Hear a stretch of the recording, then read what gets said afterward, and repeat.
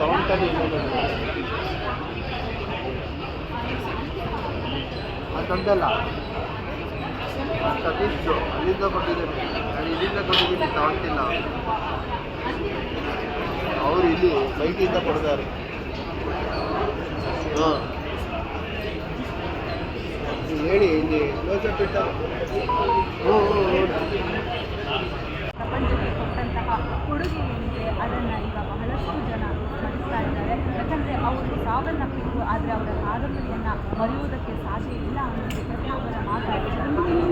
ಸದ್ಯ ನೀವು ವಿಷಯದಲ್ಲಿ ಕೂಡ ಏನು ನೋಡ್ತಾ ಇದ್ದೀರಾ, ಪ್ರತಿಯೊಬ್ಬರು ಕೂಡ ಅವರ ಅಂತಿಮ ನಮನ ಸಲ್ಲಿಸುವಂಥ ಬೆಂಬಲಿಯನ್ನು ನೀಡ್ತಾ ಇದ್ದಾರೆ.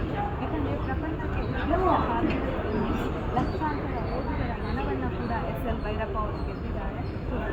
ಕವಿಗಳು ಬಂದಿದ್ದಾರೆ, ತಾರ ಕೂಡ ಭೈರಪ್ಪ ಅವರ ಬಗ್ಗೆ ವಿಚಾರಗಳನ್ನು ಅದೇ ನಮಗೆ ಅವರನ್ನು ಎಷ್ಟು ನಷ್ಟ ಆಗಿದೆ. ಸೊ ಅವರನ್ನು ಜಾಸ್ತಿ ಭೇಟಿ ಆಗಬೇಕು, ಅವರ ಕಾದಂಬರಿಗಳನ್ನು ಕ್ಷಣ ಕ್ಷಣದ ಸುದ್ದಿಗಳಿಗಾಗಿ ಫ್ರೀಡಂ ಟಿವಿ ಸಬ್ಸ್ಕ್ರೈಬ್ ಮಾಡಿ, ಲೈಕ್ ಮಾಡಿ ಹಾಗೂ ಫಾಲೋ ಮಾಡಿ.